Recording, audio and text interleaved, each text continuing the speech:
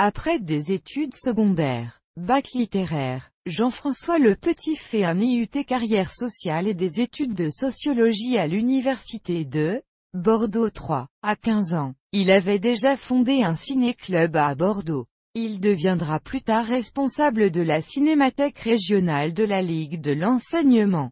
Dans ce cadre, il organise plusieurs manifestations de promotion et de valorisation du cinéma en Aquitaine, dont la première université d'été de la communication avec le Crépac d'Aquitaine. En 1982, il monte à Paris pour travailler dans la distribution.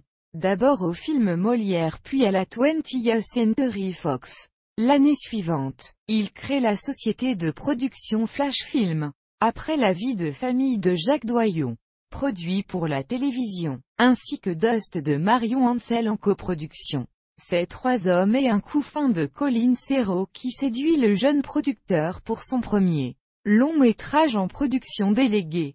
Le film sort en 1985 et connaît un large succès, avec plus de 10 millions d'entrées en France récompensées par les Césars 1987 du meilleur film, du meilleur scénario et du meilleur second rôle pour Michel Bougenat. Le film fait également un triomphe dans le reste du monde et aux États-Unis, où Léonard Nimoy réalisera un remake adapté au goût nord-américain. Trois hommes et un bébé.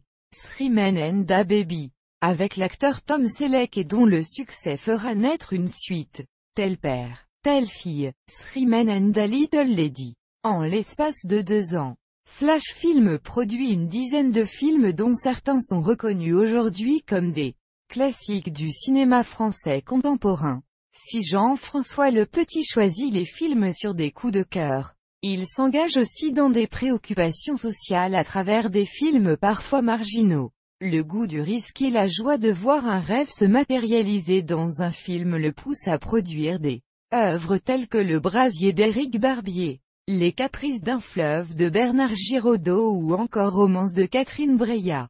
Parmi les films produits ou coproduits par Flash Film, on peut également citer Le Grand Chemin de Jean-Loup Hubert, Sous le soleil de Satan, Palme d'or du Festival de Cannes en 1987, de Maurice Pialat, La jeune fille et la mort de Roman Polanski, Jane Eyre de Franco Zeffirelli, et Abus de faiblesse de Catherine Breillat. En novembre 2006, Flash Film porte plainte contre Google pour contrefaçon et parasitisme. Son film documentaire Le Monde selon Bush de William Carell étant gratuitement accessible sur le site Google Vidéo, la société de production obtiendra gain de cause contre le géant américain. Depuis 2010, Flash Film a cessé son activité de production pour se consacrer exclusivement à l'exploitation de son catalogue. Toute l'activité de production est désormais développée et assurée dans la même ligne éditoriale